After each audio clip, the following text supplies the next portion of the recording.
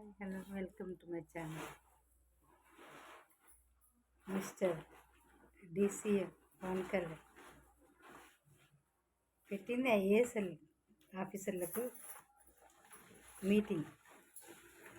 అది కూడా పేపర్లో రాపించుకొని స్క్రిప్ట్ రాపించుకున్న మీటింగ్ కూడా ఇంగ్లీష్లో, అది కూడా స్క్రిప్ట్ రాపించుకొని చదువుతున్నా అంటే ఇంకా ఏంటి అసలు.